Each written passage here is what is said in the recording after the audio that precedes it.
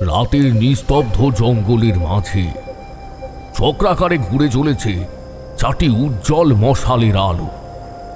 ম্রিয়মান চন্দ্রিমার আলোক সজ্জায় আজ যেন সেজে উঠেছে গোটা বনাঞ্চল।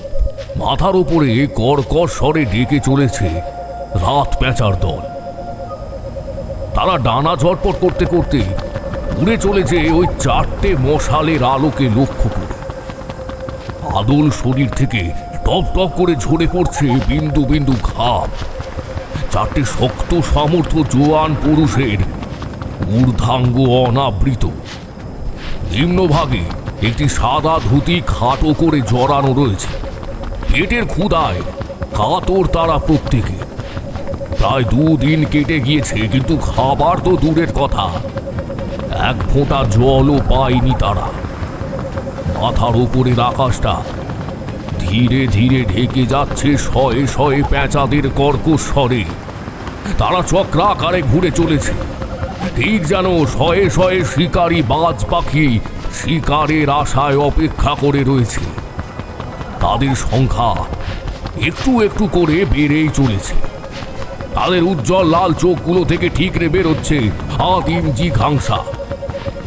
তারা জানে আর ক্ষণিকের অপেক্ষা, এরপরেই তাদের জীবনে নেমে আসবে মৃত্যুর থাবা। বড় গাছটার লম্বা ঝুড়িগুলো নেমে গিয়েছে মাটিতে। তার নিচে ওই চারটে মানুষ জ্বলন্ত মশালগুলোকে মাটিতে নামিয়ে হাঁপাতে হাঁপাতে বসে পড়ল।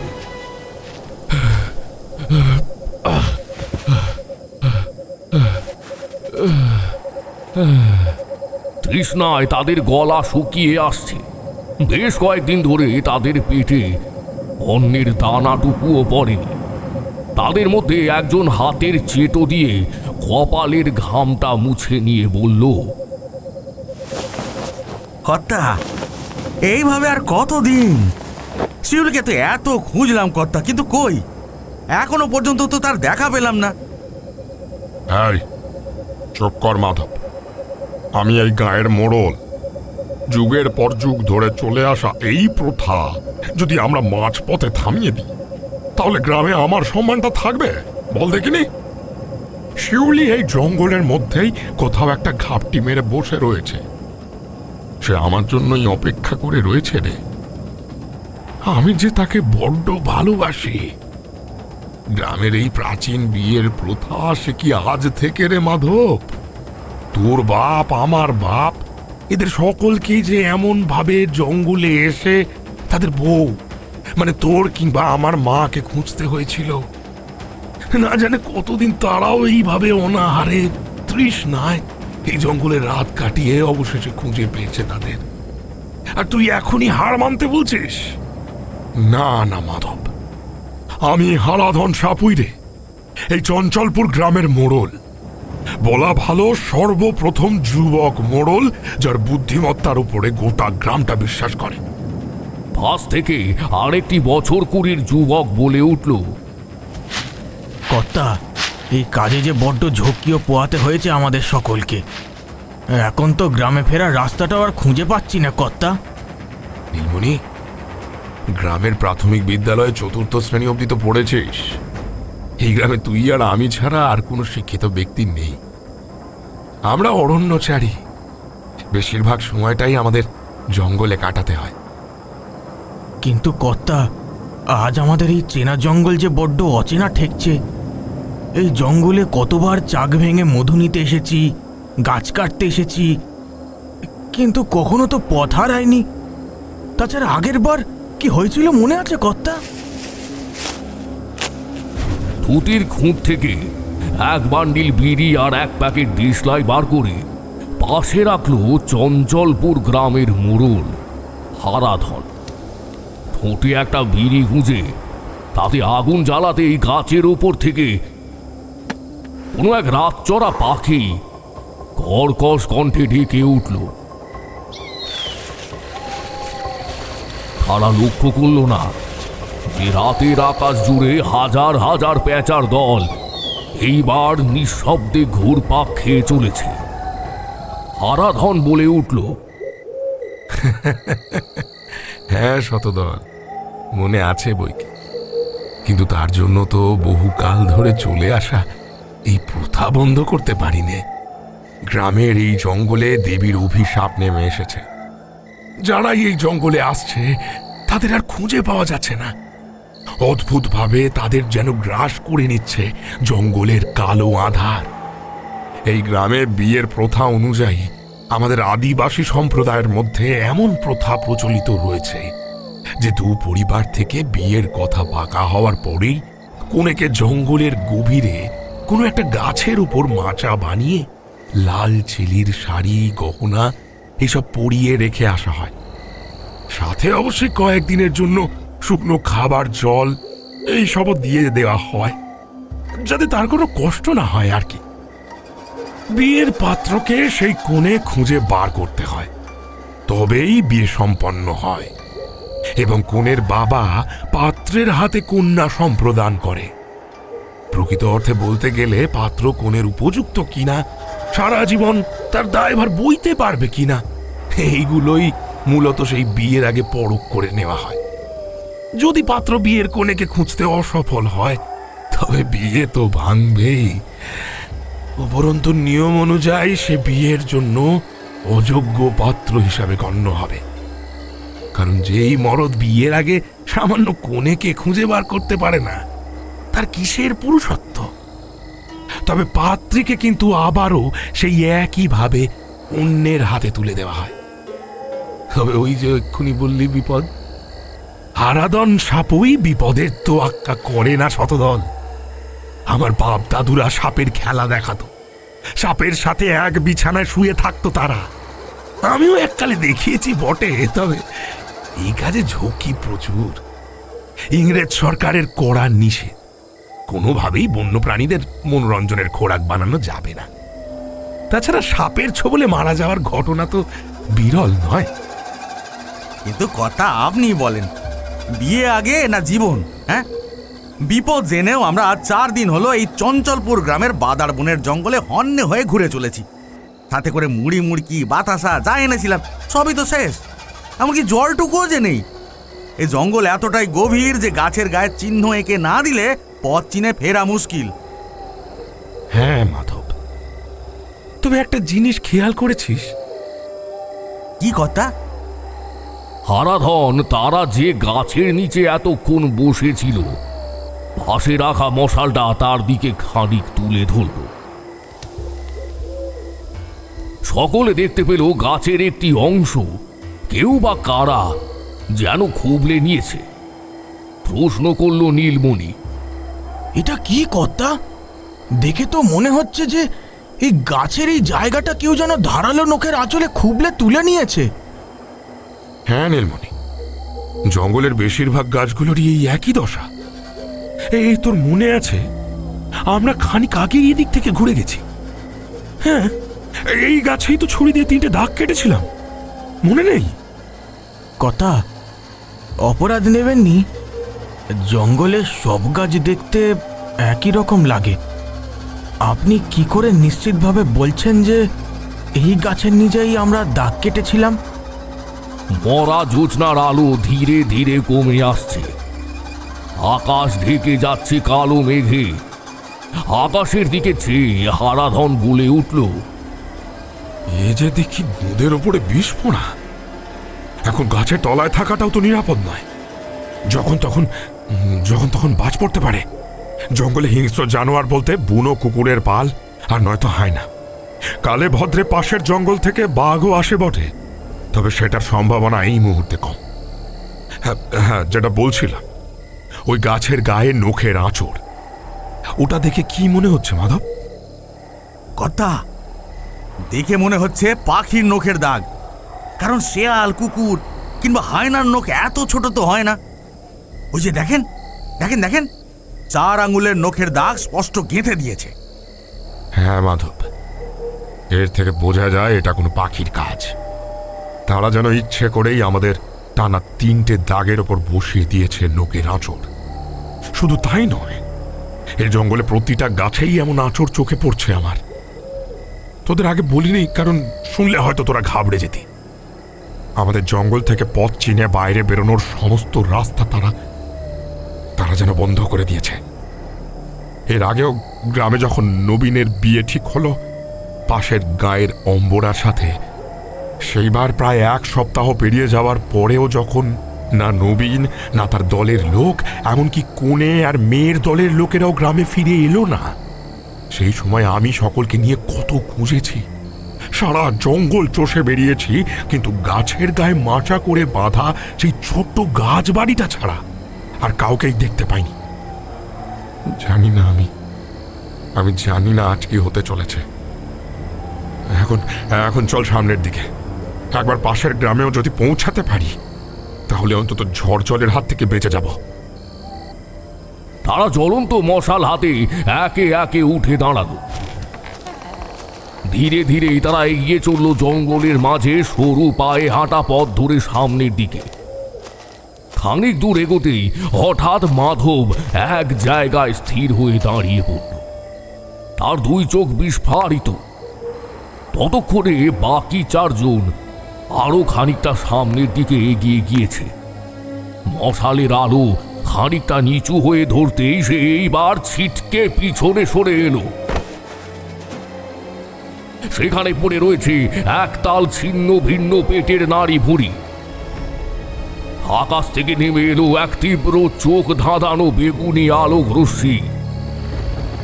এক কান ফাটানো বাজ আছড়ে পড়ল মাটিতে এবং সাথে সাথেই মাধব ভয়ে 2 পা পিছিয়ে এলো। মুহূর্তের মধ্যে পেটের সেই খুবলে তুলে নেওয়া নাড়ি ভুঁড়িগুলোতে ধাউ ধাউ করে আগুন ধরে গেল। গাছের উপর থেকে ধপ ধপ শব্দ করে কি যেন একটা দুলে উঠল। সে সভয়ে ওপরের দিকে চাইল। এইবার একটা কাঠের মাচা তীব্র হাওয়ার দাপটে একটানা দুলে চলেছে। মাথার দড়ি কখন যেন আলগা হয়ে গিয়েছে। যত দূর সে দেখতে পেল বুঝতে পারল যে মাচার উপরে টিন এবং প্লাস্টিক জড়িয়ে ছোট্ট গাছ বাড়িটা বানানো হয়েছে। গাছ বাড়িটার উপর দিয়ে সোজা নিচে নেমে গিয়েছে একটা লম্বা দড়ি। দড়িটার 2 ইঞ্চি বরাবর একটা করে গিট পাকানো রয়েছে, যাতে দড়ি বেয়ে খুব সহজেই ওপরে উঠতে কিংবা নিচে নামতে সুবিধে হয়। 3 জনের হাতে ধরে থাকা মশালের আলো কাঁপতে কাঁপতে দূরে মিলিয়ে যাচ্ছে। মাধবের মনে একদিকে অদম্য কৌতূহল এবং অন্যদিকে ভয়, 2টি অনুভূতি একসাথে কাজ করছে। সে একবার গলার স্বর খানিক উঁচু করে ডেকে উঠল, কর্তা, নীলমণি, শতদল, আরে এইদিকে একবার দেখে যা তোরা, মনে হচ্ছে শিউলিকে খুঁজে পেয়েছি। তবে হাওয়ার দাপট এতটাই তীব্র যে এই কথা ওদের কানে গেল কিনা তা ঠিক বোঝা গেল না। তবে এখন ওই দিকে যে ছুটে যাবে তারও কোনো উপায় নেই। তাকে যে জানতেই হবে আসল সত্যিটা কি। মাথার উপরে ঘুরতে থাকা পেঁচার দল তখন ধীরে ধীরে নেমে আসছে জঙ্গলের দিকে। তাদের তীক্ষ্ণ চক্ষু, পায়ের ধারালো 4টে নখ নিচে থাকা শিকারগুলোর উপরে স্থির। আবারও এক বাজের শব্দ এবং তারই সাথে চোখ ধাঁধানো আলো। মাধব দেখতে পেল ওই মাচার ওপর তার যেন 2টো পা দেখা যাচ্ছে, শুধুই 2টো পা। তবে পায়ের পাতার গড়ন বড়ই অদ্ভুত। মানুষের পায়ে যেখানে 5টা আঙুল থাকে সেখানে এর পায়ে দেখা যাচ্ছে 4টে আঙুল। যেখান থেকে বেরিয়ে এসেছে 3টে বাঁকা নখ। সে হলপ করে বলতে পারে খানিক আগেও সেখানে কোনো পায়ের অস্তিত্ব ছিল না। মাচার উপর থেকে ভেসে এলো এক ঋণ ঋণে মেয়েলি গলা। পা 2টো দোলাতে দোলাতে সে বলে উঠল, মাধব, এই মাধব, আমি শিউলি রে। আমারে ডরাস কেন তুই? আয়, উপরে উঠে আয়। গাছের নিচে দাঁড়িয়ে মাধব চেঁচিয়ে বলে উঠল, শিউলি তুই? তোর জন্যে আমরা 4 দিন ধরে এই বাদার বনে হন্যে হয়ে ঘুরে বেরিয়েছি, আর তুই কিনা শেষে এইখানে? দাঁড়া দাঁড়া, আমি এক ছুটে কর্তাকে খবর দিয়ে। গাছের উপর থেকেই শিউলি কপট ছদ্মরাগ দেখিয়ে মুখ ঝামটা দিয়ে বলল, এই মাধব, কেমন বড় রে তুই? তুই জানিস না এই গ্রামের নিয়ম? তুই জানিস নি যে চঞ্চলপুর গ্রামে কনে খুঁজতে এসে যদি হবু বরের কোনো বন্ধু তার আগেও কনেকে খুঁজে পায়, তাহলে সেও হয়ে ওঠে পাত্রীর দাবিদার। তোর বুঝি এই শিউলিকে পছন্দ নয়? দেখ, আমি যে তোর জন্যই বসে আছি। তোদের ওই মোড়ল হারাধন একটা বোকা, নইলে আমি এত কাছে থাকা সত্ত্বেও আমায় খুঁজে পেল না। না মানে শিউলি, অত মানে টানে বুঝি না বাপু। আয়, উপরে উঠে আয়। হারাধনকে ডরাস না, ওরে আমি বুঝে নিব। ধীরে ধীরে মাধব দুই পা একটি গিঁটের ওপর রেখে দুই হাত ওপরে থাকা আরেকটি গিঁট ধরে শরীরটাকে টেনে হিজড়ে ওপরে তুলতে লাগলো। বাঁচার ওপর থেকে তখনও শিউলি পা দুলিয়ে দুলিয়ে খিলখিল করে এক অদ্ভুত কণ্ঠে হেসে চলেছে।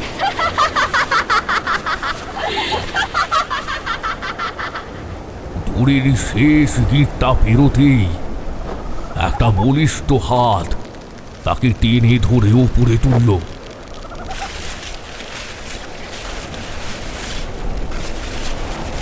মাচা সংলগ্ন গাছ, বাড়ির ভেতরটা বেশ অন্ধকার। ওই অদ্ভুত দর্শন পা দুটো সে ততক্ষণে ভেতরে তুলে নিয়েছে। মাধব মাচায় উঠতেই শিউলি তাকে এক হ্যাঁচকা টানে কাছে টেনে নিল। কানের কাছে মুখটা এনে ফিসফিসিয়ে বলে উঠল, বন্ধুর হবু স্ত্রীর শরীরের উপর তোর বড্ড লোভ, তাই না রে মাধব? কিন্তু আমার যে বড্ড খিদে পেয়েছে রে। ওই দিন যখন পেঁচাপেচির দল আমায় খুবলে খেয়ে নিয়ে গেল, অমরত্বের অভিশাপ, সেদিন কোথায় ছিলি তোরা? এই তুই কি বলছিস রে শিউলি? আরে আমরা তো তোকে খুঁজতেই এতগুলো দিন এই জঙ্গলে কাটিয়ে দিলাম, আর পেঁচা পেঁচির অভিশাপ এইসব কি বলছিস তুই? আমি তো কিছুই বুঝতে পারছি না। মাধবের কথা শেষ হতে না হতেই আরো এক চোখ ধাঁধানো আলো আর সাথে বাজ পড়ল জঙ্গলে। এরপর মাধব যা দেখতে পেল সেটা দেখবে বলে সে আদৌ প্রত্যাশা করেনি।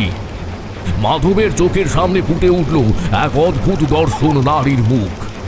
তার ঠোঁট দুটো উঁচু হয়ে ঠিক যেন চুনচুর আকার ধারণ করছে।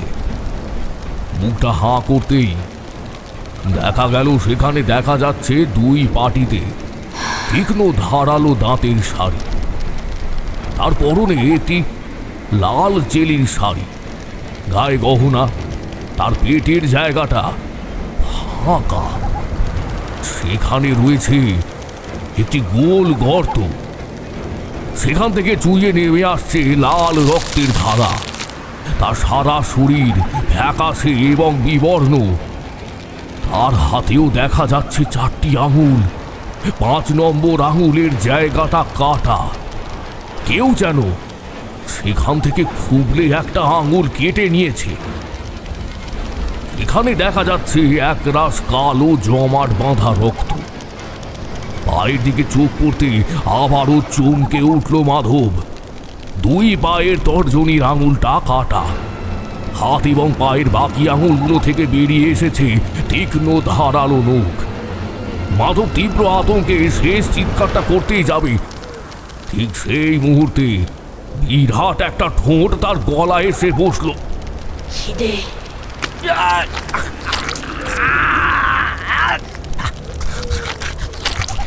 মুহূর্তের মধ্যে টেনে ছিঁড়ে নিল তার গলার নড়ি। মুন্ডুটা ধর থেকে আলগা হয়ে ঝুলে পড়তেই 2 হাতের তীক্ষ্ণ নখ দিয়ে চিরে দিল তার পেট। মুহূর্তের মধ্যে সেখান থেকে বেরিয়ে এলো পেটের নাড়ি ভুড়ি। হাবলা করে তারই খানিকটা অংশ তুলে নিয়ে শিউলি তার বিরাট বাঁকানো ঠোঁটটাকে ভাগ করে মুখের ভেতর চালান করে দিল। আয়েসে যেন তার বড় বড় ভাঁটার মতো জ্বলতে থাকা 2টি চোখ বুজে আসছে। খিদে, পেটে বড় খিদে, আরো আরো খাবার চাই আমার, আরো বেশি করে টাটকা তাজা মাংস চাই, তৃষ্ণা মেটাতে চাই শরীরের গরম রক্ত। মাধবের শরীর থেকে ধারালো ঠোঁট দিয়ে এক টানে ছিঁড়ে নিল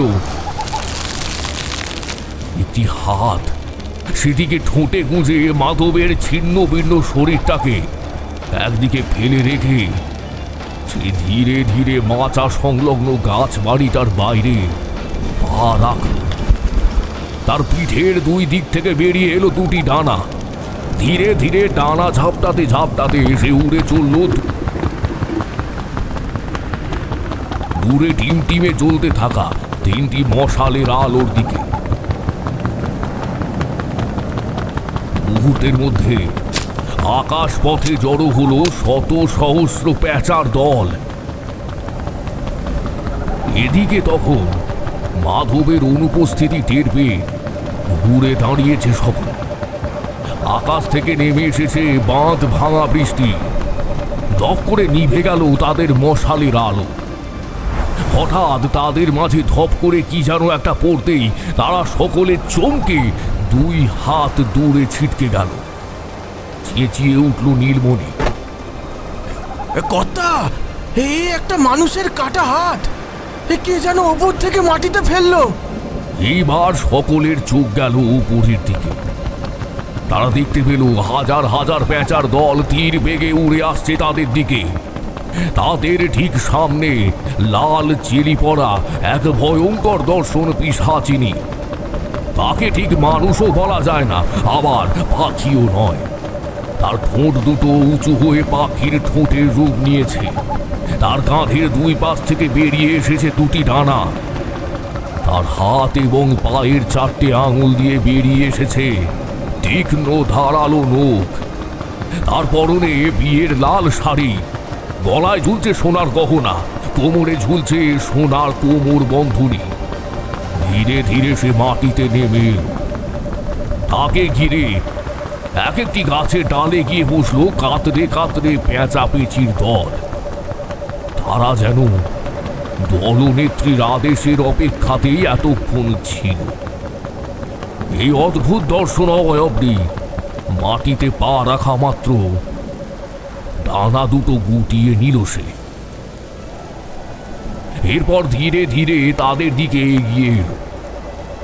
উপস্থিত তিনজনের নিভে যাওয়া মশালের শক্ত লাঠিগুলো বাড়িয়ে ধরল তার দিকে। হঠাৎ গাছের ডালে বসে থাকা পেঁচাপেচির দল ডানা ঝাপটে আবারও উড়ে এলো সেই অদ্ভুত দর্শন মহিলার দিকে। দূর থেকে দেখে মনে হচ্ছে যেন স্বয়ং বনের দেবী তার সন্তানদের নিয়ে এগিয়ে আসছে। তবে এই যে অভিশপ্ত রজনীর ত্রাস, সে যে এক নববধূর সাজে কলঙ্কিনী এক অঘোষিত রানী। তীব্র গর্জন করে সে তার হাতের একটি আঙুল তুলে হারাধনকে উদ্দেশ্য করে বলে উঠল, তুই যখন ভয় তাহলে এসেছিলি কেন আমায় বিয়ে করতে?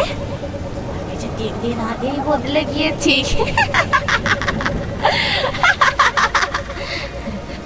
দেখ তোর শিউলি কত বদলে গিয়েছে। আমি যে বড় ক্ষুধার্ত, চেষ্টায় আমার ছাতি ফেটে যাচ্ছে। দে তোদের শরীরের নরম মাংস, শিরায় বইতে থাকা টাটকা রক্ত, দে আমায়। শিউলি, তুই? ব্যাস এই দুটো মাত্র কথা। আর তারপরে শত শত পেঁচাপেচি সহ শিউলির দানবিক রূপ ঝাঁপিয়ে পড়ল তাদের উপরে। ছিঁড়ে কুড়ে খেতে লাগলো তাদের গোটা শরীর। শয়ে শয়ে হাজারে হাজারে পেঁচার দল উপরে ছিঁড়ে খেতে লাগলো তাদের চোখ, মুখ এবং পেটের নাড়ি। হারাধনের ওপর বসে জুল জুলে চোখ মেলে তাকে একবার দেখে নিল সে। তারপর আকাশের দিকে মুখ করে পেঁচার তীক্ষ্ণ ডাক ডেকে সে তার পাখির ঠোঁট বসিয়ে দিল তার পেট লক্ষ্য করে। তিনজনের আর্তচিৎকার মিলিয়ে গেল চঞ্চলপুরের বাদার বনের জঙ্গলে।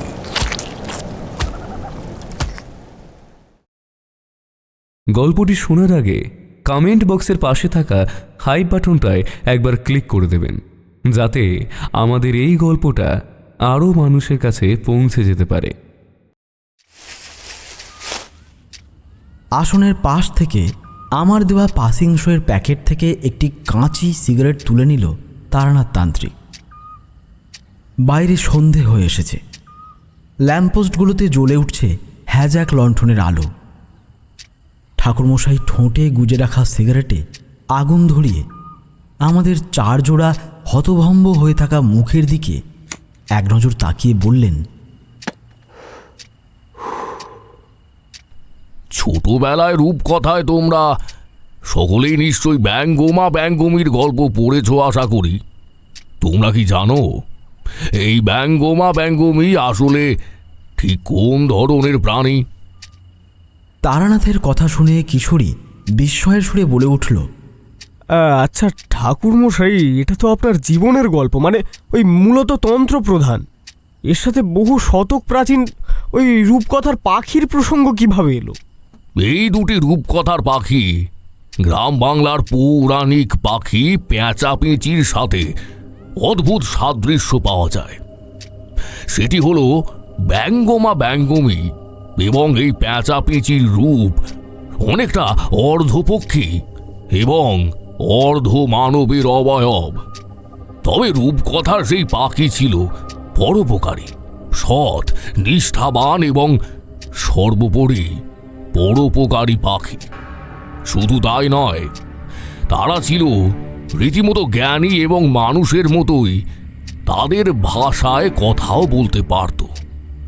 কিন্তু গ্রাম বাংলার সেই পৌরাণিক পাখি পেঁচা পেঁচি গ্রাম বাংলার মানুষদের কাছে আতঙ্কের কারণ। এদের চরিত্রগত বৈশিষ্ট্য হলো এরা জঙ্গলে দল বেঁধে মানুষকে আক্রমণ করে এবং রীতিমতো হিংস্রতার সাথে খুবলে ছিঁড়ে নেয় দেহের মাংস। এদের হাতে আক্রান্ত হওয়ার পর সেই সব মানুষদের কি হয় সেই বিষয়ে কেউ জানে না। তবে আমি আমার জীবনে যা ঘটনা নিজের চোখে প্রত্যক্ষ করেছি সেটা শুনলে তোমাদের গায়ে রীতিমতো কাঁটা দিয়ে উঠবে। এতক্ষণ ধরে যা যা বললাম সেগুলো এই গল্পের প্রারম্ভিক স্তর বলতে পারো, বা বলতে পারো মায়ের মূর্তি গড়ার পূর্বে যে বাঁশের কাঠামোতে মাটির প্রলেপ লেপে দিয়ে তাকে একটা আকার দেওয়া হয়, এটিও অনেকটা তেমনই।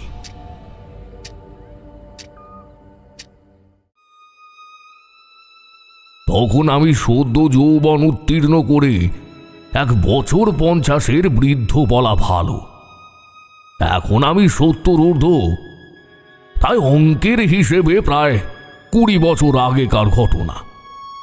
যৌবনকালে মধুসুন্দরী দেবীর কাছে আমার তন্ত্র শিক্ষার প্রথম ধাপ কাটিয়ে নানান জায়গায় ঘুরে বহু উচ্চ কিংবা নিম্নমার্গের সাধকদের সাক্ষাৎ লাভ করেছি।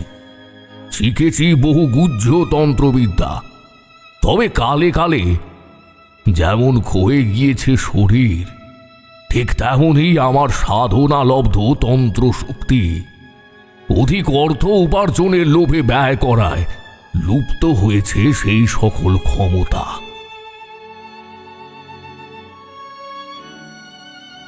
ঘরে বসে জ্যোতিষ চর্চা করে মানুষের ভূত ভবিষ্যৎ গণনা করে কতটুকুই বা টাকা আয় হয়।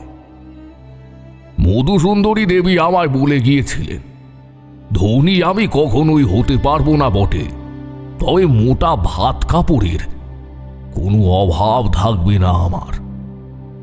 ওনার আশীর্বাদ ছিল বলেই এই যুদ্ধের বাজারেও 2টো ভাত কাপড়ের অভাব হয় না। যাক সেসব। তখন আমার স্ত্রী সদ্য গত হয়েছেন। স্ত্রীর অন্ত্যেষ্টিক্রিয়া সমাপ্ত করে ঘরে ফিরে এসেছি। চারিমা ঘরেই ছিল। মেয়েদের শ্মশানে যেতে নেই, তাই তার মায়ের শেষ কৃত্য দেখতে সে যেতে পারেনি।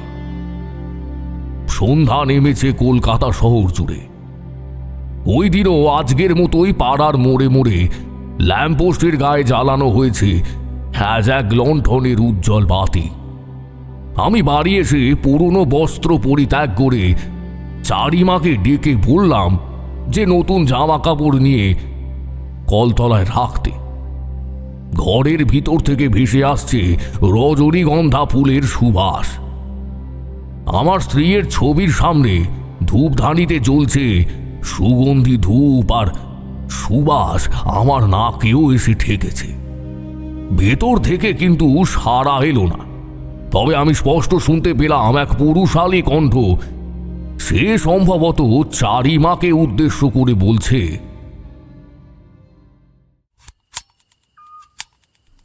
মা, এইভাবে কাঁদলে যে তোমার বাবা কষ্ট পাবেন।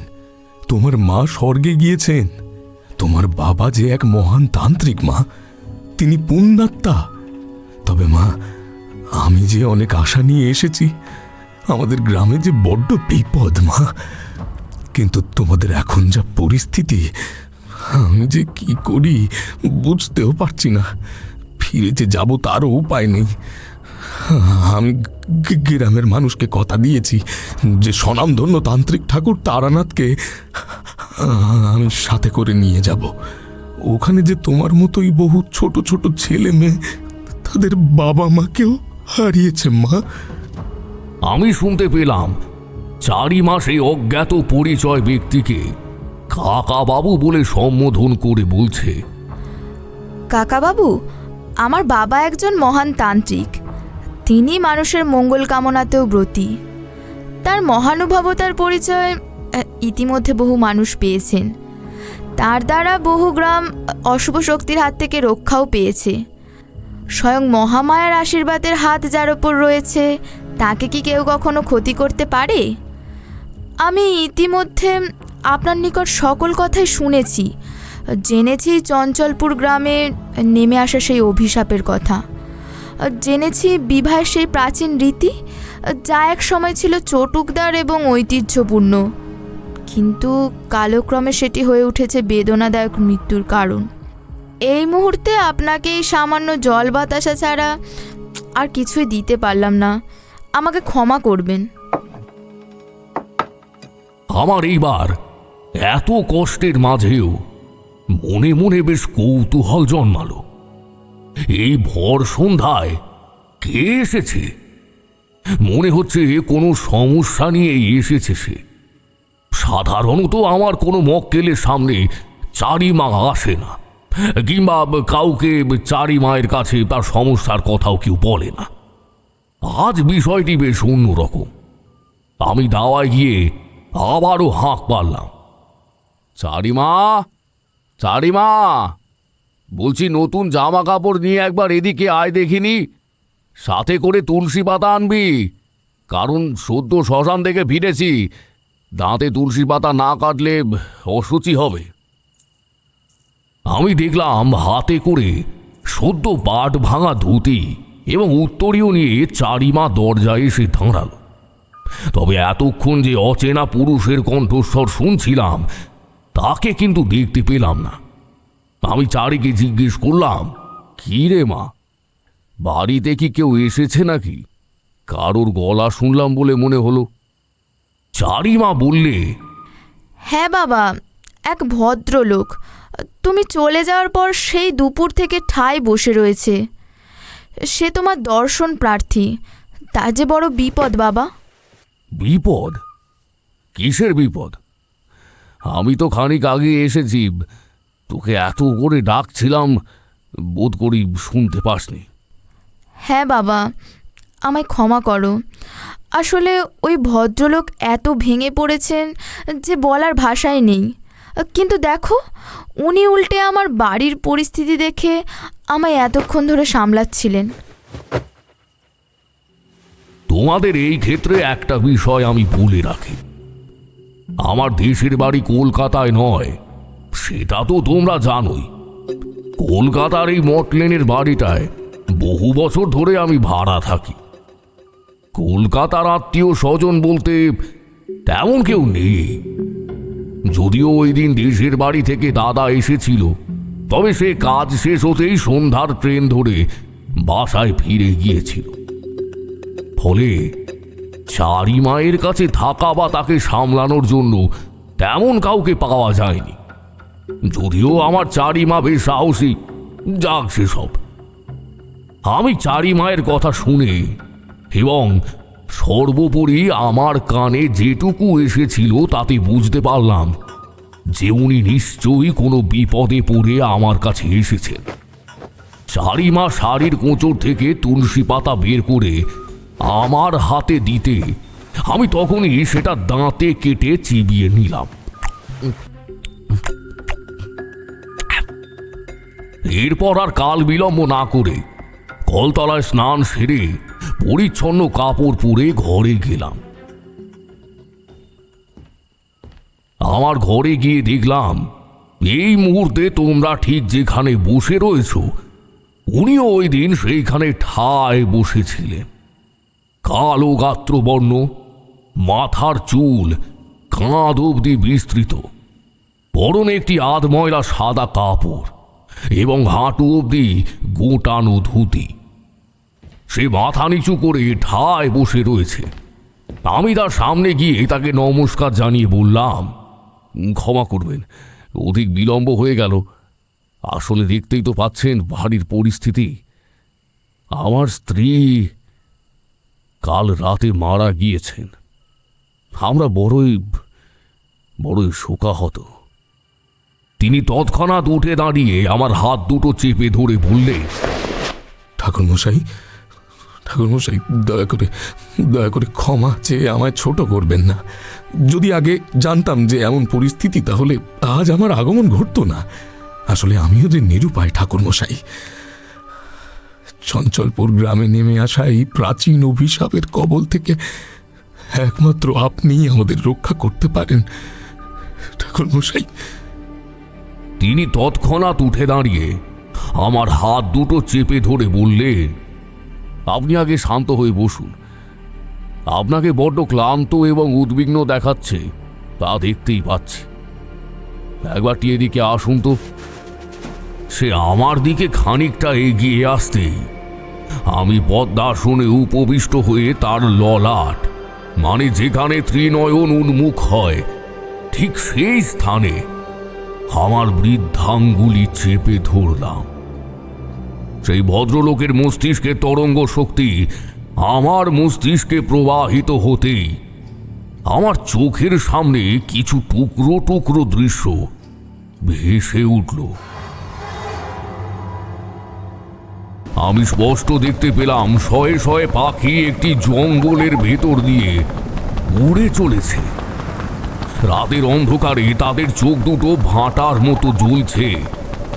তাদের তীক্ষ্ণা ক্ষুরোদার চক্ষুতে কি যেন ধরা রয়েছে। জঙ্গলের মাঝে লাল চেলি পরিহিত এক মহিলা বাতাসে দুই হাত প্রসারিত করে কি যেন একটানা বলে চলেছে। তার মুখটা ঘোমটায় ঢাকা, তাই দেখা যাচ্ছে না। ধীরে ধীরে কাতারে কাতারে পাখির দল তাকে চক্রাকারে ঘিরে ধরে ক্রমাগত ঘুরে চলেছে। এইবার বুঝতে অসুবিধা হলো না, সেগুলো পেঁচা। হুম হুম শব্দ করে সমস্বরে ডেকে চলেছে তারা। তাদের মুখ দিয়ে মাটিতে খসে পড়ছে অদ্ভুত দেখতে কি যেন। অন্ধকারে ভালোভাবে ঠাহর হলো না।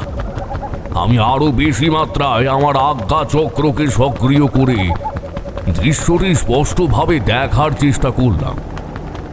তাদের ঠোঁটে ঝুলতে থাকা বস্তুগুলো মাটিতে পড়তেই সেই মহিলা সারা জঙ্গল কাঁপিয়ে খিলখিলিয়ে হেসে উঠল।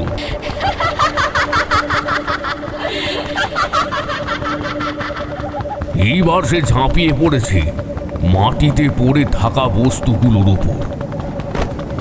তোমরা বললে বিশ্বাস করবে কিনা জানি না, আমি স্পষ্ট দেখতে পেলাম মাটিতে পড়ে থাকা জিনিসগুলো আর কিছুই না, বরং কয়েক টুকরো মাংস, কাটা আঙুল, পেটের নাড়ি ভুঁড়ি, দুটি চোখ, অথবা শরীরের কোনো অংশ থেকে খুবলে নেওয়া মাংসপিণ্ড। এইবার যে ভয়ানক দৃশ্যের মুখোমুখি হলাম সে ভাষায় বর্ণনা করতে পারবো না। আমি দেখতে পেলাম তার মাথা থেকে খসে পড়েছে ঘুমটা।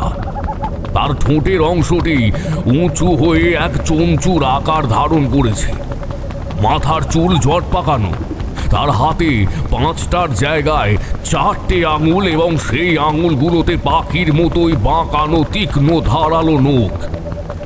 নিমেষের মধ্যে মাটিতে পড়ে থাকা টুকরো টুকরো এক এক করে ঠোঁট দুটো ফাঁক করে মুখের ভেতর চালান করে দিল।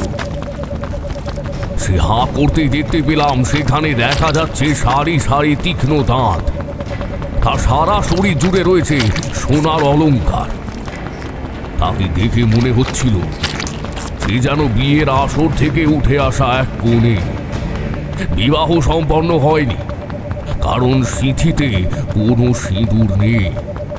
খসে পড়েছে তার আঁচল। তার পিঠের 2 পাশ থেকে বেরিয়ে এসেছে 2টি ডানা। তার খাওয়া শেষ হলে সে হাতের আঙুলগুলো ঠোঁটের ভেতর ঢুকিয়ে জিভ দিয়ে একবার চেটে নিল। এরপর সে পেঁচার মতো এক তীব্র পৈশাচিক ডাক ছেড়ে ধীরে ধীরে ডানা ঝাপটে আকাশের দিকে উড়ে চলল।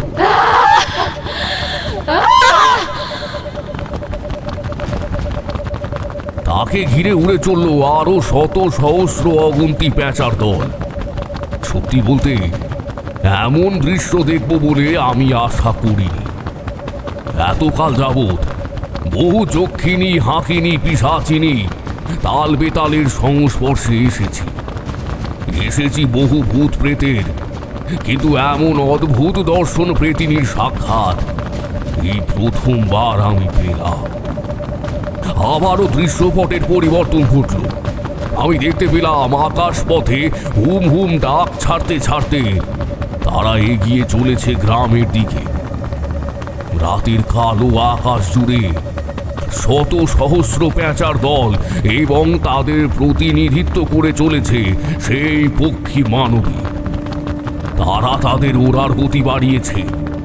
আমি দেখতে পেলাম তারা একে একে আছড়ে পড়ছে মাটির বাড়িগুলোর উপর।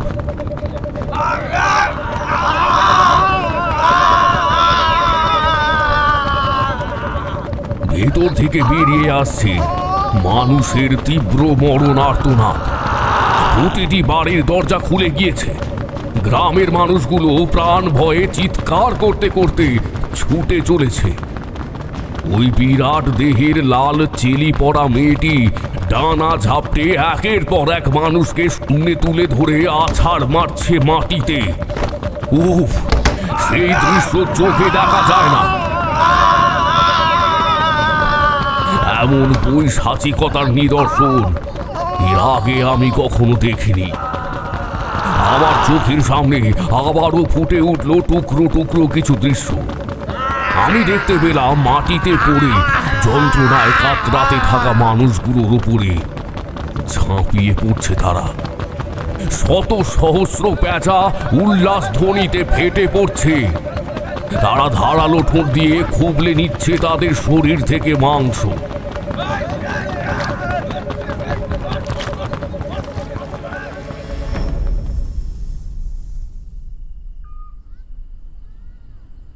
আমি ধীরে ধীরে চোখ মেলে চাইলাম তার দিকে। এইবার আমি তাকে বললাম, যতদূর আমি বুঝতে পারলাম তোমাদের গ্রামের উপর পেঁচা পেঁচির দৃষ্টি পড়েছে, কিন্তু তারা তো এইভাবে দলবদ্ধভাবে আক্রমণ করে না। এটা তো তাদের প্রকৃতিগত বৈশিষ্ট্য মোটেই নয়। এমনকি তারা জঙ্গলে কোনো একা মানুষ দেখলে তবেই আক্রমণ করে। এসব কবে থেকে শুরু হয়েছে? তাছাড়া আপনার নামটাই তো জানা হলো না এখনো। ঠাকুরমশাই, আমার মনের যা অবস্থা তার মধ্যে মা ঠাকুরনও মারা গিয়েছেন। সব মিলিয়ে নিজের নামটাই বলার কথা মনে ছিল না। আমায় ক্ষমা করবেন ঠাকুরমশাই। আমার নাম নিধিরাম সর্দার। চঞ্চলপুর গ্রামের এক অভাগা গ্রামবাসী আমি। আমাদের গ্রামে এক অলিখিত নিয়ম রয়েছে। বিবাহের যা আমরা প্রজন্মের পর প্রজন্ম নিষ্ঠা সহকারে পালন করে আসছি, আমাদের গ্রামের রীতি হলো দুই পরিবার থেকে ছেলে মেয়ের বিয়ে ঠিক হওয়ার পর কনেকে গভীর জঙ্গলের মাঝে একটা বড় গাছের উপরে মাচা বানিয়ে টিন পলেস্তেরা দিয়ে গাছ বাড়ি তৈরি করে সেখানে বিয়ের সাজে রেখে আসা হয়। পাত্রের কাছে শর্ত একটাই, সে তার বন্ধু বান্ধব নিয়ে ওই জঙ্গলে গিয়ে কনেকে খুঁজে বার করতে হবে তাকে। আমরা আদিবাসী সম্প্রদায়ের মানুষ ঠাকুরমশাই, বিয়ের এমন এক কৌতুকপূর্ণ মজাদার অথচ ঐতিহ্যপূর্ণ উৎসবে সকলেই সামিল হতে হয়, এটাই আমাদের নিয়ম ঠাকুরমশাই। এরপর হাজারো প্রতিকূলতা পার করে হবু বর যদি কনেকে খুঁজে পায়, তাহলে তার সাথে ওই গাছ বাড়িতে কয়েকদিন কাটিয়ে আবারও গ্রামে ফিরে আসতে হয়। তবে যদি বরের আগে তার কোনো বন্ধু কনেকে খুঁজে পায় এবং সেই পুরুষ যদি বিবাহের ইচ্ছে প্রকাশ করে, কোনো যদি সম্মতি দেয়, তাহলেই হবু বরের জায়গায় তার সাথে মেয়েটির বিবাহ নিশ্চিত করা হয়। দুটি মানুষ একসাথে গোটা জীবন কাটাবে, তাই দুজনকেই এই খেলার মাধ্যমে ধৈর্য, সাহসিকতা এবং বীরত্বের পরিচয় দিতে হয় আর কি। এইভাবেই বেশ কেটে যাচ্ছিল ঠাকুরমশাই। অনেক সময় এমনও হতো যে গাছ বাড়িতে কোণে হবু বরের দেখা না পেয়ে, না খেতে পেয়ে শুকিয়ে কঙ্কাল হয়ে মারা গিয়েছে এবং তার হবু স্বামীর লাশ পাওয়া গিয়েছে হয়তো জঙ্গলের মাঝে। কোনো হিংস্র জানোয়ারে আত খাওয়া কঙ্কাল সার মৃত শরীরটাকে ছেড়ে রেখেছে। তখন তাদের সেখানেই গড় দেওয়া হয়েছে। সবাই যে মনের মানুষরে খুঁজে পায় এমনটা কিন্তু নয়, অনেক সময় তারা ধরা দিলেও তাদের ছোঁয়া যায় না। আমি দীর্ঘশ্বাস ছেড়ে বললাম, হ্যাঁ, যেমন আমি স্বয়ং তারানাথ তান্ত্রিক, এত সিদ্ধি, মন্ত্র, তন্ত্র, শক্তি জানার সত্ত্বেও বিধাতা পুরুষের বিরুদ্ধাচারণ করতে পারলাম কই? হারিয়ে ফেললাম আজ আমার দীর্ঘদিনের সঙ্গিনী, যাকে বিয়ে না করার জন্য একটা সময় আমি বাড়ি থেকে পালিয়ে পর্যন্ত গিয়েছিলাম। সেটা অবশ্য অন্য এক গল্প। যাক সেসব, এরপর কি হলো? ঠাকুরমশাই, আগের মোড়ল মারা যাওয়ার পর নতুন মোড়ল নির্বাচিত হয়। আমাদের গাঁয়েরই এক ছেলে, নাম হচ্ছে হারাধন সাপুই। তার সাথে ওই গ্রামেরই এক মেয়ে শিউলির বিয়ে ঠিক হয়। হারাধন আরও 3 জন বন্ধুকে নিয়ে ওই জঙ্গলে যায় শিউলিকে খুঁজতে, কিন্তু তারা আর ফিরে আসে না। এদিকে তার আগেও যারা যারা ওই জঙ্গলে গিয়েছে তারা আবার ফিরে আসেনি, এমনকি তাদের লাশও খুঁজে পাওয়া যায়নি। আমি সত্যি জানি না এর কারণটা কি। বিষয়টা ওই বাদার বনের জঙ্গল অবধি সীমাবদ্ধ থাকলেও হতো, কিন্তু না। এক রাতে আমরা তখন সকলেই ঘুমে অচেতন। হঠাৎ রাতের আকাশ চিরে শয়ে শয়ে পেঁচার দল আমাদের গ্রামকে আক্রমণ করে। বহু মানুষ মারা যায়। গ্রামের মাটিতে পড়ে থাকা হাজার হাজার আত খাওয়া মৃত লাশেদের দল। তবে তবে এমন ঘটনাই প্রথম ঠাকুরমশাই। আমরা কেউই এমন অতর্কিত আক্রমণের জন্য প্রস্তুত ছিলাম না, মোটেও প্রস্তুত ছিলাম না। ওই রাতে বহু মানুষ তাদের আপনজনদের হারিয়েছিল ঠাকুরমশাই। তবে আমি হলফ করে বলতে পারি, এমন ঘটনা আমি কিংবা আমার বাপ না হন তারও আগে কেউ শোনেনি, কেউ দেখেও নি। এমত অবস্থায় আমি কোনো দিক খুঁজে না পেয়ে আপনার কাছে ছুটে এসেছি ঠাকুরমশাই। এইবার আপনি যদি সহায় না হন, তাহলে যে গোটা গ্রামটা মৃত্যুপুরীতে পরিণত হবে ঠাকুরমশাই। ওই রাতে আমিও আমার স্ত্রীকে হারিয়ে আমার একমাত্র কন্যাকে নিয়ে কোনো মতে একটা বাড়ির ধ্বংসস্তূপের আড়ালে গা ঢাকা দিয়ে প্রাণ রক্ষা করেছিলাম। ওই রাতে আমার চোখের সামনে ওই ভয়ঙ্কর দর্শন নারী আমার স্ত্রীকে ঘরের ভেতর থেকে টানতে টানতে বাইরে নিয়ে এসেছিল। আমি আমার ওই একটা মাত্র মেয়ের কারণে অসহায়ের মতো শুধু দেখেছি।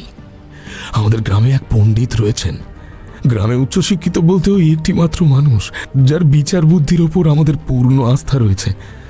আপনিও তো ভাবছেন যে আদিবাসী গ্রামে ব্রাহ্মণ পণ্ডিত কিভাবে এলো। তাহলে তাহলে বিষয়টি আপনাকে বরং একটু খুলে বলি। প্রবীণ ভট্টাচার্য মশাই যখন ছোট ছিলেন, তাকে গ্রামের লোকেরা ওই জঙ্গলে কুড়িয়ে পেয়েছিল। আমাদের গ্রামে সাধারণ গ্রামের মতো কোনো দেবতা কিংবা দেবীর পুজো হয় না, সেখানে কোনো মন্দিরও নেই। আমরা সকলেই বঙ্গা উপজাতির মানুষ এবং বনবিবির পুজো করে থাকি। তিনি যে ব্রাহ্মণ সেটা বুঝেছিলাম যখন তার বয়স ছিল মাত্র 7। ওই রাতে এমনই এক বিবাহ পর্ব অনুষ্ঠিত হচ্ছিল। গাঁয়ের এক পাত্র কনেকে খুঁজতে গিয়ে দেখতে পায় বনবিবির থানের সামনে একটা ছোট্ট ছেলে, তার গায়ে পইতে সে অজ্ঞান হয়ে পড়ে রয়েছে মাটিতে। খানিক দূরে পড়ে রয়েছে একটি নারী এবং একটি পুরুষের মৃত শরীর। ছেলেটি বোবা, বাকশক্তিহীন, এমনকি ঠিক করে চলতেও পারে না। তার একটি পা ঝাঁটার কাঠির মতো সরু। পরে আকারে ইঙ্গিতে সে জানিয়েছিল যে তার আরও 2 গ্রাম পরে একটা গ্রাম রয়েছে, সন্তোষপুর। সেখান থেকে বনবিবির থানে পুজো দিতে এসেছিল সে। হয়তো তাদের নিজেদের আরাধ্যা দেবদেবীর প্রতি আস্থা ছিল না। হয়তো ওই ছেলেটির জন্যই বাবা মা বনবিবির থানে এসেছিল। কিন্তু জঙ্গল এতটাই গভীর যে দিনের পর দিন একই জায়গায় ঘুরপাক খেতে খেতে তারা মারা গিয়েছে। ছেলেটি কোনো মতে প্রাণে বেঁচে গিয়েছিল, তাই আমরা তাকে এই গ্রামে আশ্রয় দিই। আমরা বলেছিলাম তাকে তার গ্রামে আমরা ফিরে আসবো কিনা, কিন্তু আমাদের সে বোঝায় নাকি ওই গ্রামে তার আর কেউ নেই। খোঁড়া ছেলেকে কেই বা বিয়ে করবে, আর কেই বা তার দায়িত্ব নেবে সারা জীবন। তাই তাই সে আমাদের গ্রামেই রয়ে গিয়েছে। কিন্তু তবে বিয়ে তার হয়নি। তাছাড়া ব্রাহ্মণ ঘরের ছেলে সে, তার জন্য যে তারই জাতের মেয়ের প্রয়োজন, আমাদের গ্রামে সেই সুবিধা কোথায়? তবে হ্যাঁ, বর্তমানে এই বনবিবির পুজো সে নিজের হাতেই করে। আমরা তার মারফতই পুজো দিই। এর পরিবর্তে সে কিছু পয়সা কড়ি হাতে পায়, এতেই তার দিন কাটে। সে মুখে কিছু বলতে না পারলেও মনে মনে মন্ত্র পাঠ করে, সমস্ত পূজাবিধি নিষ্ঠা ভরে সুসম্পন্ন করে। সে কথা বলতে না পারলেও শুনতে পায়। হয় সে জন্ম থেকেই বোবা, আর নয় নিজের চোখে নিজের বাবা মায়ের মৃত্যু দেখে বাকশক্তি হারিয়েছে। ওই জঙ্গলে বহু মানুষ মারা গিয়েছে ঠাকুরমশাই।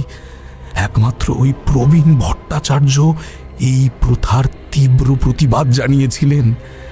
এখন তার বয়স নয় করেও প্রায় 3-20 তো হতেই চলল। ওই জঙ্গল বহু মানুষের প্রাণ নিয়েছে নিধিরাম বাবু। তবে পেঁচাপেচি নামক গ্রাম বাংলার এই পৌরাণিক প্রাণীকে তন্ত্রক্রিয়ার দ্বারা আহ্বান না জানালে সে আসে না। যদি আগে থেকেই থেকে থাকে সেটা আলাদা ব্যাপার। আমার আপনার সাথে ওই গ্রামে যাওয়া আবশ্যক, কিন্তু এই এমন এক পরিস্থিতিতে কি করে যে যাওয়া যায় সেটাই ভাবছি। ঠিক এমন সময় 2 গেলাস দুধ আর ধামা ভর্তি মুড়ি নিয়ে এসে হাজির হলো চারিমা। সে আমার দিকে চেয়ে বলল, বাবা, আমি আগেও কাকাবাবুর মুখে সবটা শুনেছিলাম। ওই গ্রামে যে মৃত্যু নেমে এসেছে বাবা, ওদের যে তোমার ভীষণ প্রয়োজন। দরকার পড়লে আমিও তোমার সাথে যাব বাবা। তুই আমার সাথে ওখানে যাবি? না না মা, না, এ হয় না। জেনে শুনে আমি আমার নিজের মেয়েকে মৃত্যুর কোলে ঠেলে দিতে পারি নে মা। বাবা, আমি স্বয়ং মহান তারানাথ তান্ত্রিকের কন্যা। তুমি তো বলো বাবা যে আমি নাকি স্বয়ং মহামায়ের অংশ। জন্মবিধি আমার ভেতরে এমন অসীম ক্ষমতা রয়েছে যা তুমি দেখতে পেয়েছো। তুমিই তো বলেছিলে যে তন্ত্র শিক্ষায় দীক্ষিত হলে নাকি আমিও অসাধ্য সাধন করতে পারবো, কিন্তু তার সাথে এও বলেছিলে এই পথ নাকি ভীষণ কঠিন, পদে পদে বিপদ রয়েছে। তাই তুমি আমায় এসব থেকে দূরে করে রেখেছিলে। আমিও সেটা মাথা পেতে গ্রহণ করেছিলাম, কিন্তু এখন তন্ত্রে দীক্ষিত হতে গেলে বহু সময় অতিবাহিত হবে। কিছু পারি না পারি অন্তত তোমার সহযোগী হয়ে ওই অসহায় মানুষগুলোর পাশে তো থাকতেই পারি। পূজার জোগাড় যন্ত্র করতেও তো কাউকে তোমার প্রয়োজন হবে, তাই না? সেই জন্য তো গায়ের মানুষ রয়েছে। তাছাড়া ওই গ্রামে এক ব্রাহ্মণ পণ্ডিত রয়েছেন বলে শুনলাম, তিনিও আমায় অবশ্যই সাহায্য করবেন বলে আমার বিশ্বাস। যদিও আমি জানি না তিনি কোন মতে দীক্ষিত বা তিনি কত উচ্চ মার্গের সাধক। নিধিরাম বাবুর কথা শুনে মনে হচ্ছে যে তিনি শুধুমাত্র পেট চালানোর জন্যই যেটুকু চেষ্টা চরিত্র করে ওই বনবিবির পুজোটুকু করেন, এই যা। তবে তিনি কথা বলতে পারেন না এবং স্বাভাবিকভাবে চলাফেরাও করতে পারেন না। বাবা, মন্ত্র উচ্চারণ করতে গেলেও যে এমন একজনকে প্রয়োজন যার মধ্যে তন্ত্রশক্তির আধার রয়েছে। শুধুমাত্র আধারের অংশ হলেই হয় না রে মা, তার জন্য চর্চার মাধ্যমে কঠিন পরিশ্রম করে আরাধ্যা দেবতা কিংবা দেবীকে তুষ্ট করে সিদ্ধি লাভ করতে হয়। সে যে সময় সাপেক্ষ ব্যাপার। তুই এখনো প্রস্তুত নোস রে মা, তাই ছেলে মানুষই ছেড়ে দে। তুই বরং ঘরেই থাক, তোকে সংসার খরচে টাকা দিয়ে যাব, পাড়ার মোড়ে মুড়ির দোকানে বলে যাব যাতে কয়েকদিনের জন্য চাল ডাল আলুর ব্যবস্থা সে করে দিয়ে যায়। তাছাড়া বাড়ির মালিক বিপিন বাবুকেও বলে যাব তোর একটু খোঁজ খবর রাখতে। কিন্তু এই বিপদে আমি তোকে আমার সাথে কিছুতেই নিয়ে যেতে পারবো না। আজ আমি তোর মাকে হারিয়েছি, এরপর যদি তোকেও হারিয়ে ফেলি তাহলে আমি কি নিয়ে বাঁচবো বল দেখিনি। তোর কি এই বুড়ো বাপের ওপর একটুও দয়া হয় না? এইভাবে বলো না বাবা, আমি যে শুধু তোমার সাহায্য করতে চেয়েছিলাম। চারিয়ার কথা না বাড়িয়ে খাবারগুলো সামনে রেখে মুখে আঁচল চাপা দিয়ে ঘর থেকে দ্রুত বেরিয়ে গেল। এতক্ষণ আমাদের বাপ মেয়ের এমন রাগ অভিমানের পালা নিধিরাম বাবু দেখছিলেন। তিনি নীরব দৃষ্টিতে চেয়েছিলেন আমাদের দিকে। চারি চলে যেতে এইবার তিনি আমায় বললেন, ঠাকুরমশাই, অপরাধ না নিলে একটা কথা বলি। জানি সেটা অনৈতিক হবে, তবুও বলছি। হ্যাঁ নিধিরাম বাবু, আপনি নির্ভয়ে বলুন। ঠাকুরমশাই, আমার বাড়িতেও আপনার মেয়ের বয়সী একটি মেয়ে রয়েছে, সেও মাতৃহারা। আপনাকে আমি আমার এই কাহিনীর শেষ অংশটুকু এখনো তো বলিনি, এইবার সেটা বলবো। বাটি থেকে খানিকটা মুড়ি মুখে নিয়ে চিবোতে চিবোতে দুধের গ্লাসটা তুলে নিয়ে ঢকঢক করে দুধটুকু নিঃসারে শেষ করে খালি গ্লাসটা রেখে হাতের চেটো দিয়ে মুখটা মুছে তিনি বললেন, আপনি এক্ষুনি যে নামটা বললেন, পেঁচা পেঞ্চি, এটি যে সাধারণ শিকারী পেঁচা নয় সেটা তো বহু আগেই বুঝতে পেরেছিলাম। তবে ওই যে অদ্ভুত দর্শন মহিলাকে ওই রাতে আমরা সকলেই দেখেছিলাম, সে যে শিউলি ছিল তাতে কোনো সন্দেহ নেই। হ্যাঁ ঠাকুরমশাই, ওই রাতে হারাধন যে শিউলিকেই খুঁজতে গিয়েছিল ওই বাদার বনে বাঘ থাকে, সেই কথা নিশ্চয়ই শুনেছেন। কিন্তু আমাদের এই জঙ্গলে কিন্তু কোনো বাঘ নেই। কালে ভদ্রে কোনো বাঘ দলছুট হয়ে কিংবা খিদের তাড়নায় জঙ্গলে আসতো বটে, তবে এতকাল বনবিবির কৃপায় বাঘের হাতে কারোর প্রাণ যায়নি। যে এইবারে পেঁচার হাতে যাচ্ছে, ওই রাতের পর ভোরের আলো ফুটলে সকলে জঙ্গলে ফিরে যায়। এদের একটা দুর্বলতা হলো সাধারণ পেঁচার মতো এরাও সকালে চোখে দেখতে পায় না। তারা চলে যাওয়ার পর আমরা যে কজন আহত অথবা সুস্থ শরীরে বেঁচেছিলাম তারা একে একে বাইরে বেরিয়ে আসে। সেই মুহূর্তে আমাদের প্রয়োজন ছিল একতার। আমরা অরণ্যবাসী, আমাদের পূর্বপুরুষেরা দক্ষ যোদ্ধা ছিলেন। আমাদের জঙ্গলে নিজেদের অস্তিত্ব রক্ষার জন্য লড়াই করতে হয় ঠাকুরমশাই। বেশি দূর লেখাপড়া করতে পারিনি, কিন্তু গাঁয়ের প্রাথমিক বিদ্যালয়ে ক্লাস 5 অবধি পড়েছিলাম, তাই পেটে না খানিক বিদ্যে রয়েছে। আমরা প্রতিরোধ গড়ে তুলি। আমাদের গ্রাম এবং জঙ্গলের মাঝে তুলে ধরি প্রায় 40 ফুট উঁচু দুর্ভেদ্য কাঁটা তারের বেড়া, যার গায়ে লাগানো হয়েছে বর্ষার ফলার মতো বিষাক্ত কাঁটা। তাছাড়া গাঁয়ের ভেতরে বাঁশ পুঁতে তৈরি করা হয়েছে বাঁশের ঘর, যার উপরে দিন রাত পালা করে তীর ধনুক হাতে পাহারা দেয় গ্রামের মানুষ। তাদের হাতে থাকে শিঙ্গা, বিপদ বুঝলেই শিঙ্গা ফুঁকে সকলকে সাবধান করে দেয় তারা। এইসব কার বুদ্ধিতে হয়েছে জানেন ঠাকুর মশাই? ওই প্রবীণ পণ্ডিতের বুদ্ধিতে। সে কথা বলতে পারে না, এটা যেমন ঠিক, তার বুদ্ধিমত্তার পরিচয় আমরা আগেও পেয়েছি, সেটাও ঠিক। সে মাটিতে খড়ি দিয়ে চক কেটে সম্পূর্ণ পরিকল্পনা আমাদের বুঝিয়ে দিয়েছিল, যার ফলে আপাতত আমরা নিরাপদ রয়েছি। এর মাঝেও আক্রমণ হয়েছে, তবে তারা বিশেষ সুবিধা করতে পারেনি ঠাকুরমশাই। আমাদের তীর, বর্ষা, সাথে ওই বেড়ার ওপারে লাগানো বিষ কাঁটা ওদের আক্রমণ প্রতিহত করতে যথেষ্ট সাহায্য করেছে আমাদের। তবু এর একটা স্থির প্রতিকার তো করতেই হবে ঠাকুরমশাই। যেদিন ওই বেড়া ভেঙে পড়বে, যে রাতে আমরা আর পেরে উঠব না, তখন কি হবে? শুধু পুরুষরাই নয় ঠাকুরমশাই, গায়ের মেয়ে বউরা তো রীতিমতো কোমর বেঁধে যোগ দিয়েছে আমাদের সাথে। তাদেরও স্বল্প সময়ের মধ্যে যতটা পারি আমরা লাঠি চালাতে, তীর, ধনুক, বল্লম কিংবা হেঁসো চালাতে শিখিয়েছি। কিছু না পেলে হাতের কাছে আঁশবটি তো রয়েছেই। আমি বলি কি, আপনি আপনি চারি মাকে আমাদের সাথে নিয়ে চলুন। আমরা বাঁচি অথবা মরি, চারি মাকে আমরা প্রাণ দিয়ে হলেও রক্ষা করব।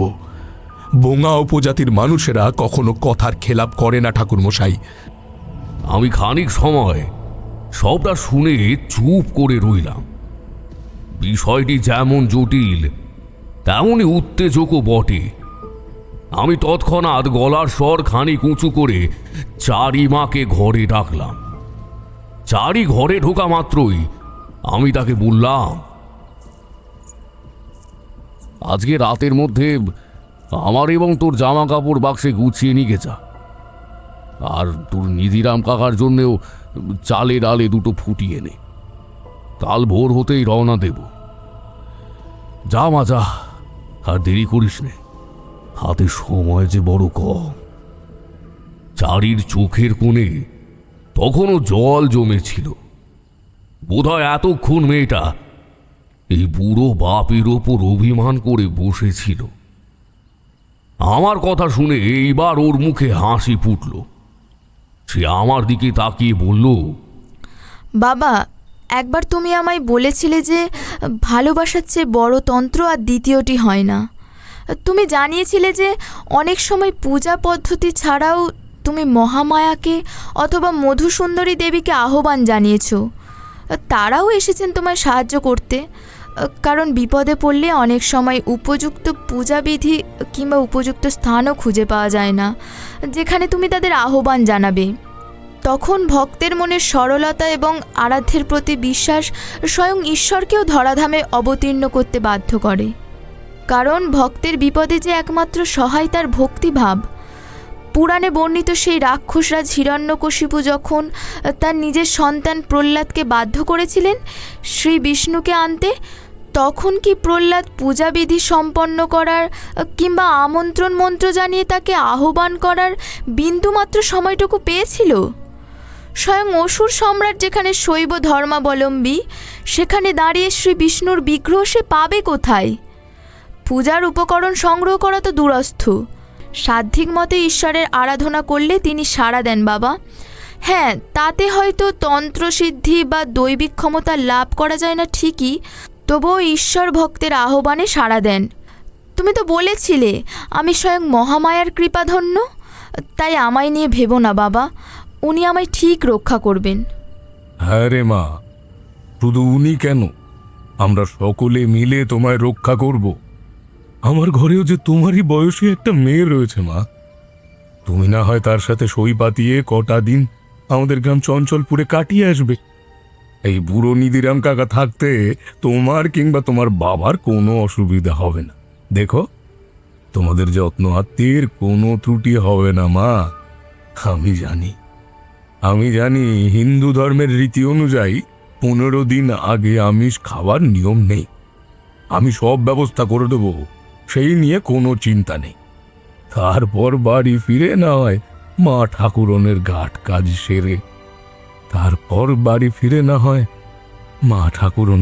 কাজ সেরে শ্রাদ্ধ শান্তি করিয়ে নেবে তোমরা।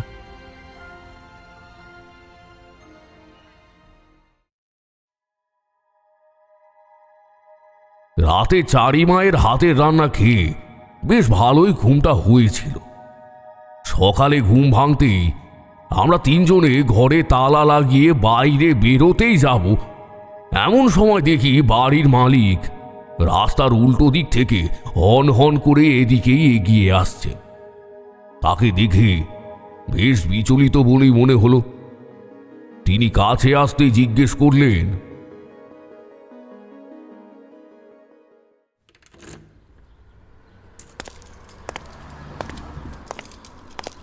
এত সকালে চারিকে নিয়ে কোথায় চললে হে? দেশের বাড়ি নাকি? না দাদা, আসলে এটি আমার মক্কেল, খুব বিপদে পড়েই আমার কাছে এসেছে। ওনাদের বাড়িতেই চলেছি। কিন্তু কেন বলুন তো বিনোদদা? আমার পাশে থাকা নিধিরামকে পা থেকে মাথা অবধি একবার জরিপ করে তারপর বললেন, ও তাই বলো, তাহলে এটিই তোমার সেই মক্কেল, তাই তো? কিন্তু চারিমাকেও কি সাথে করে নিয়ে যাচ্ছ? হ্যাঁ বিনোদদা, বেচারি সদ্য মাতৃহারা হয়েছে। তাছাড়া নিধিরাম বাবুর বাড়ি গেলে ওনার মেয়ের সাথে কটা দিন কাটিয়ে আসতে পারবে, তাতে ওরও ভালো লাগবে। সে বেশ, তাহলে ফিরছ কবে? বলি, বৌমার শ্রাদ্ধ শান্তির তো ব্যবস্থা করতে হবে নাকি? আমি ঘাট কাজের আগেই চলে আসব, আপনি চিন্তা করবেন না বিনোদদা। তা চললে কোথায়? আমি দৃঢ় কণ্ঠে বললাম, চঞ্চলপুর।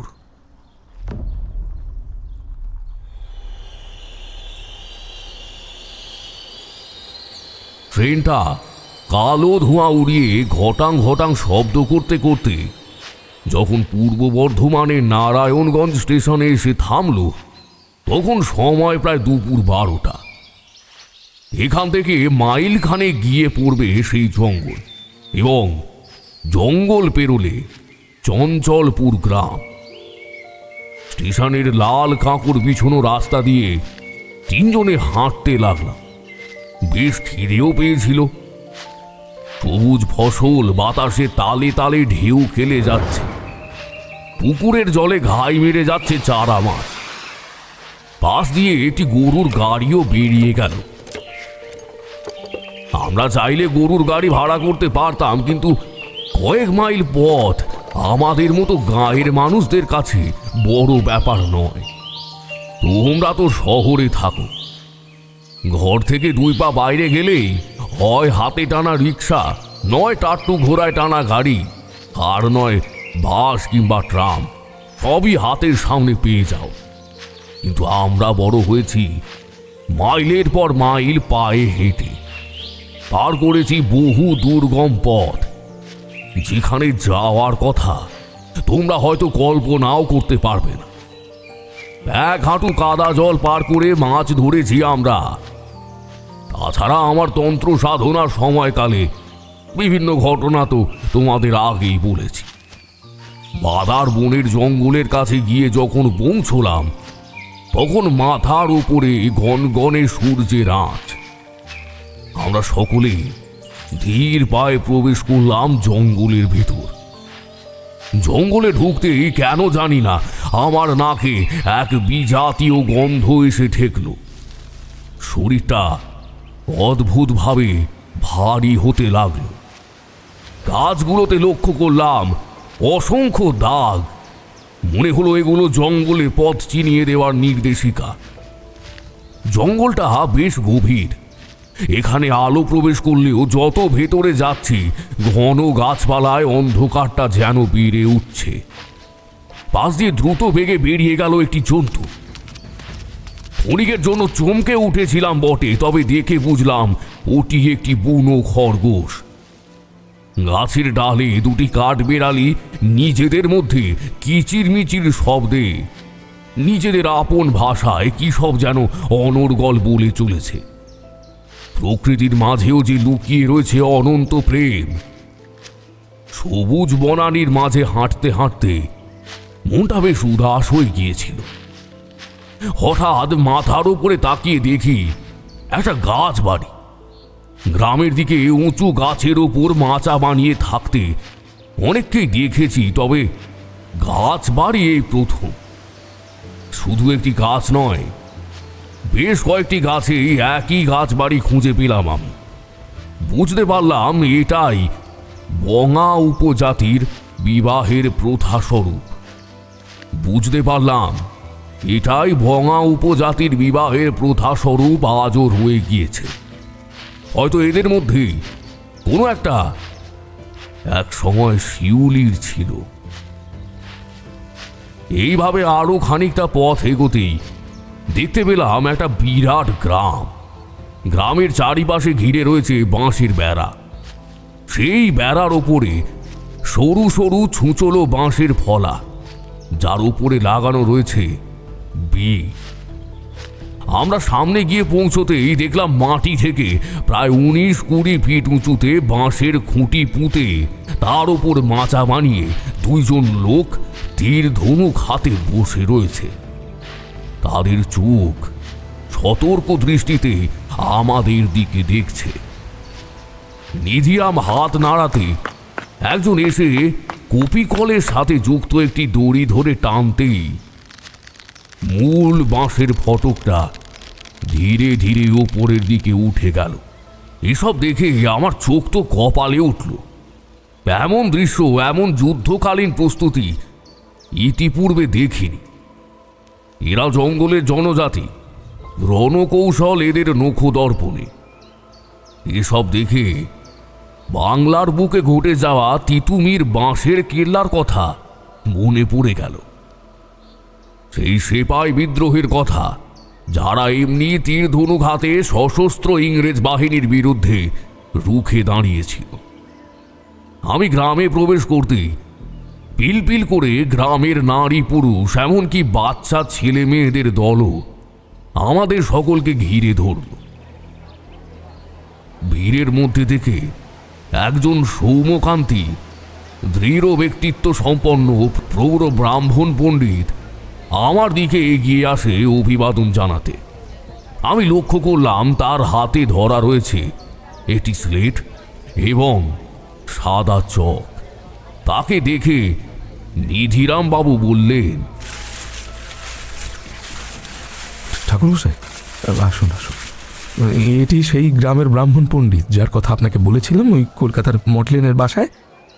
আমি তাকে প্রতি নমস্কার জানিয়ে বললাম, আমি নিধিরামের মুখে আপনার ব্যাপারে অনেক কথা শুনেছি। আমি শুনেছি আপনি নিজে একজন শাস্ত্রজ্ঞ পণ্ডিত এবং মূলত বনবিবির পুজোই করেন।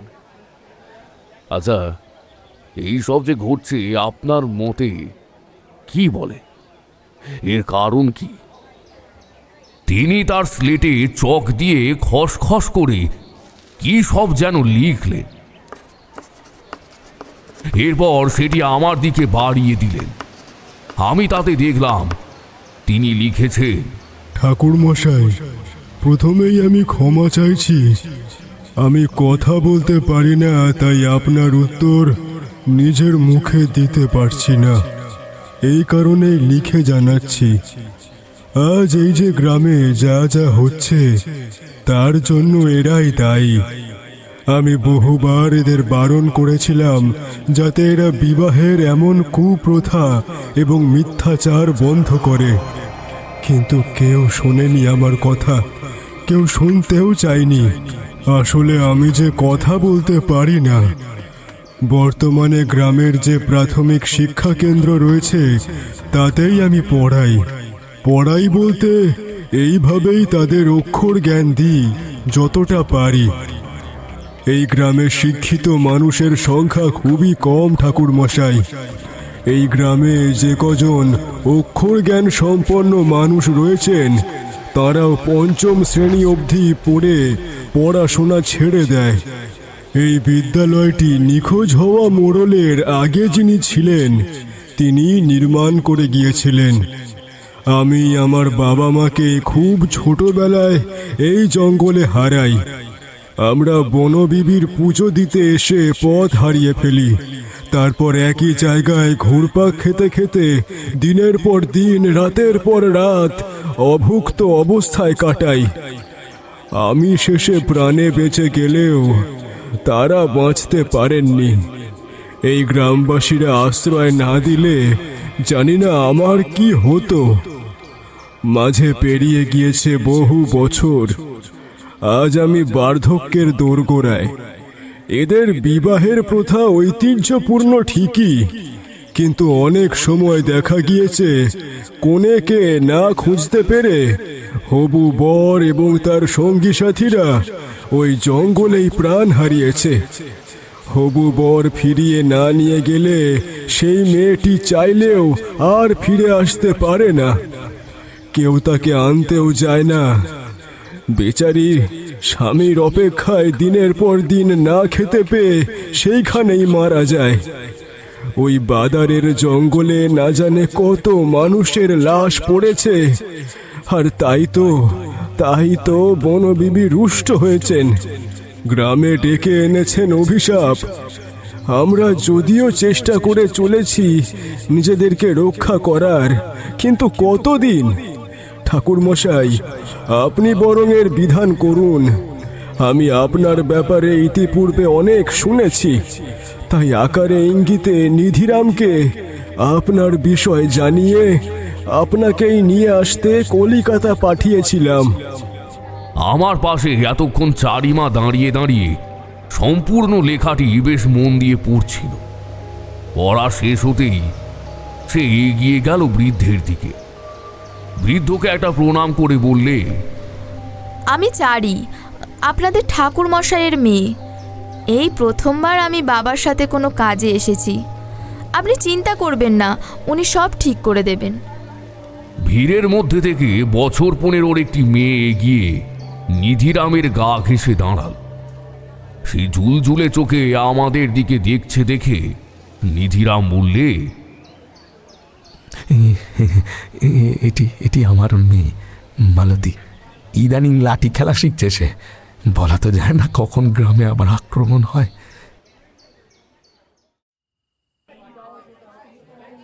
ততক্ষণে সন্ধে হয়ে এসেছে। সকলকে বিদায় দিয়ে যখন আমি নিধিরামের একচালা মাটির বাড়িতে গিয়ে উঠলাম, ততক্ষণে গ্রামের সকল মানুষ একে একে জড়ো হয়েছে বাঁশের বেড়ার কাছে। প্রত্যেকেই সশস্ত্র, কারোর হাতে তীরধনুক, কারোর বল্লম, কেউ আবার ছোট্ট বাঁশের লাঠি মুখের কাছে ধরে রেখেছে। জিজ্ঞেস করে জানতে পারলাম এর ভেতরে রয়েছে সাপের বিষ মাখানো এক বিশেষ ধরনের ছোট্ট লোহার বস্তু। শিকারের গলায় ফুঁ দিয়ে ছুঁড়ে দিলেই শিকারের সারা শরীরে বিষ ছড়িয়ে যাবে। আমরা এক বাটি মুড়ি মাখা আর দুধ দিয়ে সবে একটু ধাতস্থ হয়ে বসে নিজেদের মধ্যে গল্প গুজব করছি, ঠিক তক্ষুনি প্রচণ্ড শব্দ করে সিংহা বেজে উঠল। নিধিরাম ভয়ার্ত কণ্ঠে বলল, ওরা চলে এসেছে, ওরা চলে এসেছে ঠাকুর মশাই, ওরা আজ আবারও এসেছে। আপনারা ঘরে থাকুন, আপনারা ঘরে থাকুন, ঘরের দৌড় দিয়ে রাখুন। আর আমার মেয়েটিকে রেখে গেলাম, যদি আমি না ফিরি তবে ওকে একটু দেখবেন ঠাকুর মশাই। আমি চলি। দরজার পাশ থেকে একটা বড় লাঠির গায়ে লাগানো তীক্ষ্ণ লোহার ফলাযুক্ত অস্ত্র নিয়ে সে হন্তদন্ত হয়ে বাইরে বেরিয়ে যেতেই আমি চারিমাকে বললাম, তুই মালতীর সাথে ঘরেই থাক, সকলকে বিপদে রেখে আমি এইভাবে ঘরে বসে থাকতে পারি না।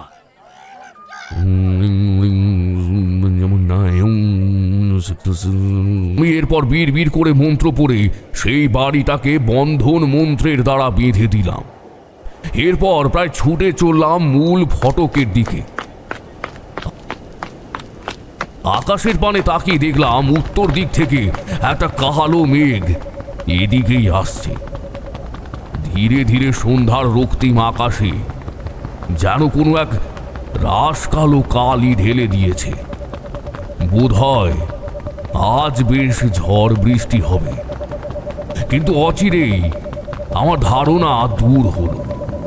সেখানে কোনো মেঘ নেই, বরং শত সহস্র প্যাঁচার দল ডানা ঝাপটাতে ঝাপটাতে এদিকে এগিয়ে আসছে। কানে ভেসে আসছে শত সহস্র প্যাঁচার হুম হুম ধ্বনি। তাদের ডানার ঝটপটানিতে যেন মুহূর্তের মধ্যে মাটি থেকে এক হাত উঁচুতে এক রাস ধুলোর কুণ্ডলি পাক খেতে খেতে এগিয়ে আসছে গ্রামের দিকে। গ্রামের খোলা অংশটায় তখন বেরিয়ে এসেছে গ্রামের মহিলা পুরুষের দল। প্রত্যেকের হাতে উদ্যত অস্ত্র। সেই ব্রাহ্মণ পণ্ডিতকেও দেখলাম, তিনি ধীরে ধীরে আমার কাছে এগিয়ে এলেন। হাতে ধরে থাকা সেই স্লেট আর সাদা চক, যা আজ দুপুরেও দেখেছিলাম। তিনি আমার কাছে এসে খসখস করে কি যেন লিখতে লাগলেন, কিন্তু এই মুহূর্তে আমার কাছে বেশি সময় নেই সেসব দেখার। আমি মূল ফটকের কাছে ছুটে গিয়ে ভিড় করে বন্ধুর মন্ত্রের জপ করতেই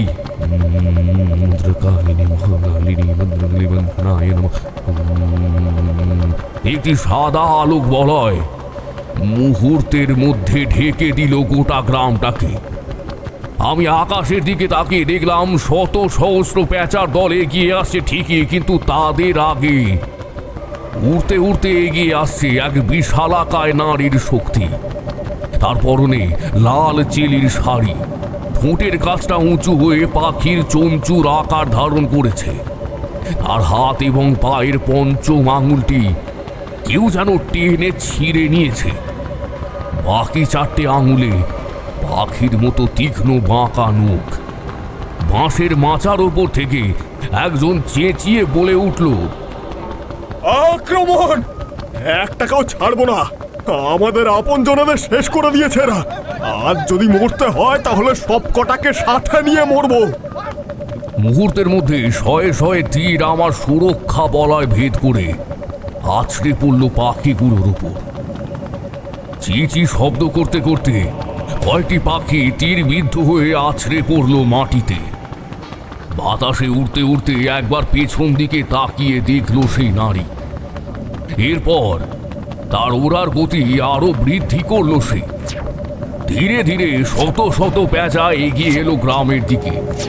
তবে সুরক্ষা বলয়ের গায়ে ধাক্কা খেয়ে দুই পাক ঘুরে পিছনে সরে গেল তারা। এদিকে আমার আশেপাশে দাঁড়িয়ে থাকা শত শত গ্রামবাসীদের দল তীব্র উল্লাসে ফেটে পড়ে তাদের হাতে ধরে থাকা বল্লম ছুঁড়ে দিল তাদের দিকে। সেই অদ্ভুত দর্শন নারী বাতাসে ডানা মেলে এঁকে বেঁকে সব কয়টি আক্রমণ প্রতিহত করল। তাকে যেন কোনো তীর কিংবা বল্লম ছুঁতেও পারছে না।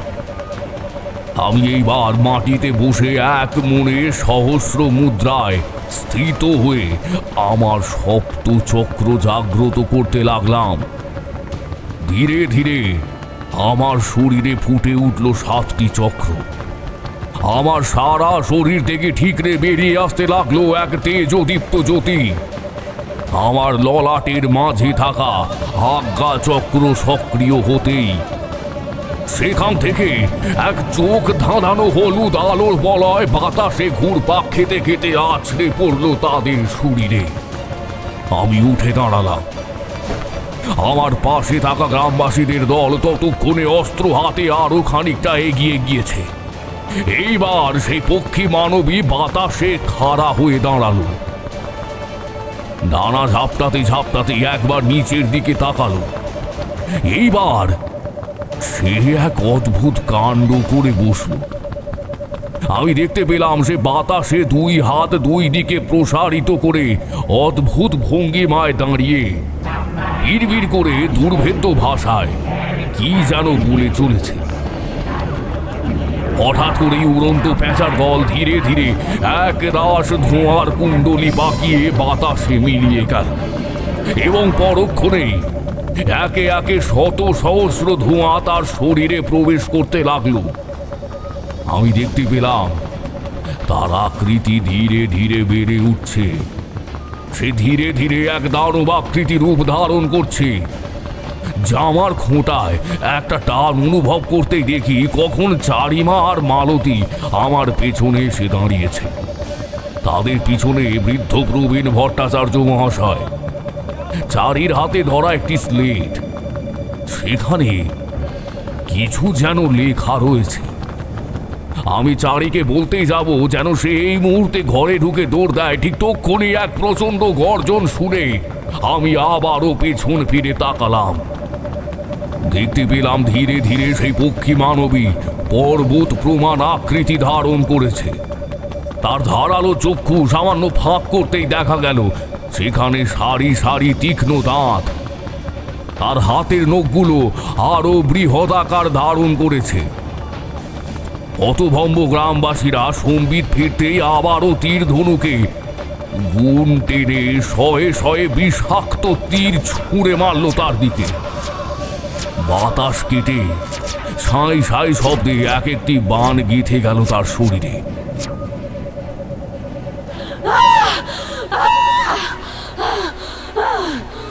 সে প্রবল বেগে হুঙ্কার ছেড়ে তীরগুলো তার শরীর থেকে টেনে মাটিতে ফেলে দিল। এরপর ক্রুদ্ধ গর্জন করতে করতে আছড়ে পড়ল আমার সুরক্ষা বলয়ের ওপর। আমি বিড়বিড় করে স্তম্ভন মন্ত্র জপ করতে লাগলাম এবং মনে মনে মহামায়াকে স্মরণ করতে লাগলাম। স্তম্ভন মন্ত্র উচ্চারণ করার সাথে সাথে দুটো জিনিস ঘটল। এক, গ্রামবাসীরা যে যেই অবস্থায় ছিল তারা স্থানুবত সেই স্থানে পাথরের মতো দাঁড়িয়ে পড়ল, কিন্তু সুরক্ষা বলয়ের ওই প্রান্তে থাকা সেই দানবীয় আকৃতির পক্ষী মানবীর তেমন কোনো ক্ষতি হলো না। আমি সময়কে বেঁধে দিয়েছিলাম, কিন্তু তাতে তার ওপর কোনো প্রভাবই পড়ল না। ঠিক বুঝতে পারলাম না, সে আবারও নারকীয় গর্জনে ফেটে পড়ে আঘাত আনলো সেই সুরক্ষা বলয়ের ওপর। ধীরে ধীরে সেখানে দেখলাম চির ধরছে। আমি স্পষ্ট বুঝতে পারছি পরিস্থিতি আমার হাতের বাইরে চলে যাচ্ছে। হাতে সময় এতটাই কম যে যজ্ঞবেদী সাজিয়ে মহামায়াকে আমন্ত্রণ মন্ত্রে আহ্বান জানাবো সে উপায়ও নেই। সেই বিরাট পক্ষী মানবী ডানা ঝাপটে 2 হাত দূরে পিছিয়ে গেল। এরপর প্রবল বেগে গতি বাড়িয়ে আবারও আঘাত আনলো সেখানে। নিমেষের মধ্যে আমার তৈরি করা সেই বলয় গুঁড়ো গুঁড়ো হয়ে বাতাসে মিলিয়ে গেল। তক্ষুনি আমার কিছু একটা মনে হতেই পিছনে ঘুরলাম। চারিমা বাকিদের মতোই স্লেট হাতে নিয়ে দাঁড়িয়ে রয়েছে। সেখানে কিছু লেখা রয়েছে। আমি স্লেটটা হাতে নিয়ে পড়তে লাগলাম। তাতে লেখা রয়েছে, ঠাকুর মশাই, পেঁচা পেঞ্চির নিজেদের প্রতিনিধি খুঁজে নিয়েছে শিউলির মধ্যে। পেঁচা পেঞ্চির সবাইকে এই সুযোগ দেয় না। তাদের আক্রমণে সাধারণত মানুষ মারা যায় এবং তাদের খাদ্যে পরিণত হয়, তবে শিউলির মধ্যে হয়তো তাদের প্রতিনিধিত্ব করার ক্ষমতা তারা দেখেছে, আর তাই তাকে পাখিদের দল নির্বাচিত করেছে। একে হত্যা করতে গেলে আপনাকে মা লক্ষ্মীর তান্ত্রিক রূপ দেবী কমলাকে স্মরণ করতে হবে। তোমাদের এই ক্ষেত্রে দেবী কমলার সম্বন্ধে কিছু বিষয় জানিয়ে রাখি। দেবী কমলা হচ্ছেন শ্রীহরির পত্নী দেবী লক্ষ্মীর তান্ত্রিক রূপ এবং চন্দ্রের ইষ্ট দেবীও বটে। দেবী কমলা সৌভাগ্য এবং সমৃদ্ধির প্রতীক, দশ মহাবিদ্যা। দেবীর যে রূপ কল্পনা করা হয় তাতে দেখা গেছে দেবী পট্টবস্ত্র পরিহিতা, মাথায় রত্ন মুকুট। দেবীর 4টি হাতের 2টিতে ধারণ করে রয়েছেন পদ্ম ফুল এবং অপর 2টি হাত বড়া ভয়ের মুদ্রায় স্থিত। দেবীকে 4টে হাতি স্নান করাচ্ছে এবং দেবী পদ্ম ফুলের ওপরে উপদিষ্টা রয়েছে। ততক্ষণে সেই দানবিক আকৃতির নারী মাটিতে পা রেখেছে, আর বিশাল 2টি ডানা 2 দিকে মেলতেই বড় বাঁশের মাচাটা হুড়মুড়িয়ে মাটিতে ধূলিসাৎ হলো। আমি একটু একটু করে পিছিয়ে আস্তে আস্তে খানিকটা নিরাপদ দূরত্বে গিয়ে শুরু করলাম মন্ত্র উচ্চারণ। কন্তা কঞ্চনং সন্নিভং হিমগিরি প্রখৈশ্চতুর্ভে কাজৈ হস্তৎক্ষেপ্তা হিরণ্ময়মৃত ঘটরাশি চামন্নং শ্রী বিভ্রান্নং বরমজ্জযুগম অভয়ং হস্তৈ কিরীটোজ্জ্বলং ভূমাবদ্ধ নিতম্ব বিম্বলোহিতাং বন্দে অরবিন্দ হেস্তা। সে ধীরে ধীরে গর্জন করতে করতে আমার দিকে এগিয়ে আসছে।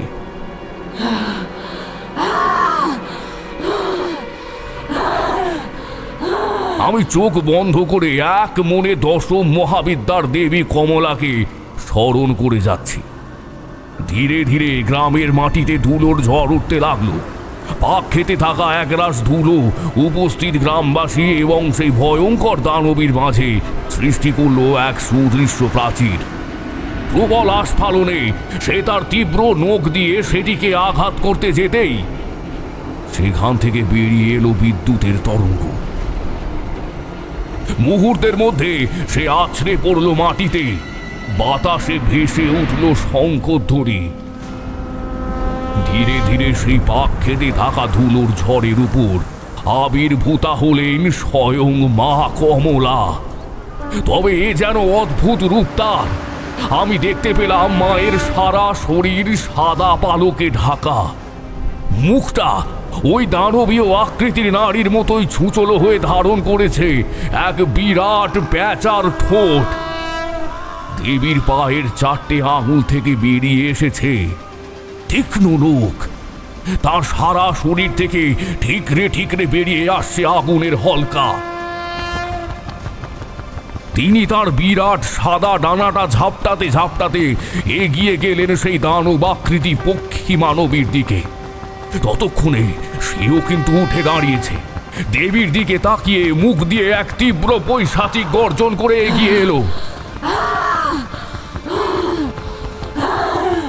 তৎক্ষণাৎ দেবী তার হাত বাড়িয়ে সেই দানবাকৃতি অবয়বের বিরাট দুটি কালো ডানা টেনে উপড়ে ফেলে দিলেন মাটিতে। যন্ত্রণায় ছটফট করতে করতে সে তার ধারালো চঞ্চু দিয়ে দেবীকে ঠোকরাতে যেতেই দেবী তার গলা ধরে দ্রুত আকাশের দিকে উড়ে গেলেন। আমি দেখতে পেলাম দেবী কমলা সেই দানবাকৃতি নারীর টুটি তার বিরাট চঞ্চু দিয়ে কামড়ে ধরেছেন। মুহূর্তের মধ্যে এক রাশ কালো রক্ত ছিটকে পড়ল তার সাদা পালক যুক্ত শরীরে। এরপর তিনি বাতাসের দিকে চেয়ে তীব্র কণ্ঠে হুঙ্কার ছেড়ে শিউলির দেহটাকে 2 হাতে তুলে আছাড় মারলেন মাটিতে। নিমেষের মধ্যে সেটি মাটিতে পড়ে থেঁতলে গেল।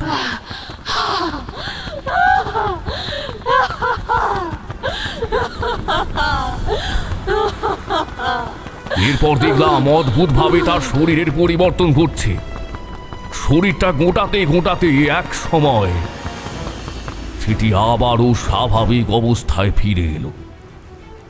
আমি দেখতে পেলাম ধীরে ধীরে অদৃশ্য হচ্ছে তার ঠোঁট। হাত পায়ের নখগুলো সংকুচিত হতে হতে এক সময় মানুষের মতোই স্বাভাবিক অবস্থায় ফিরে এলো।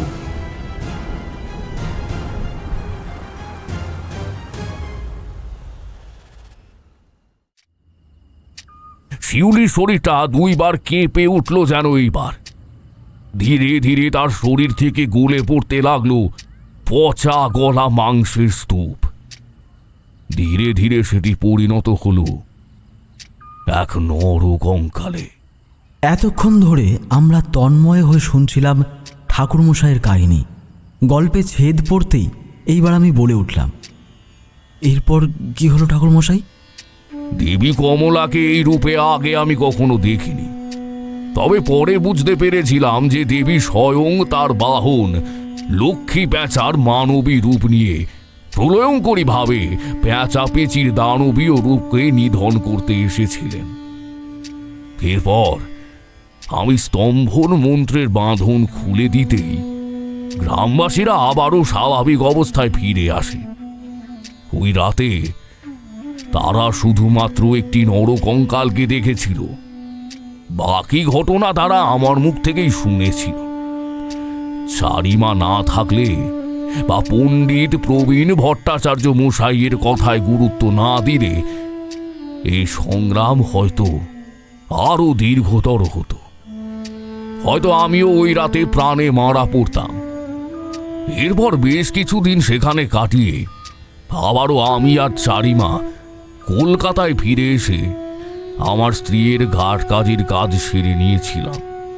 এখন সেই গ্রাম বিপদমুক্ত, তবে সর্বোপরি ওই গ্রামে কিন্তু এখন আর আগের সেই বিয়ের নিয়ম পালন করা হয় না।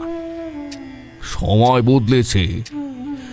ইংরেজ বাহাদুরের তত্ত্বাবধানে সেই প্রাথমিক স্কুল এখন সরকারি স্কুলে পরিণত হয়েছে, যেখান থেকে প্রচুর বাচ্চা পড়াশোনা করে কলকাতায় এসে স্নাতকোত্তর ডিগ্রি নিয়ে সরকারি অফিসে চাকরি পাচ্ছে।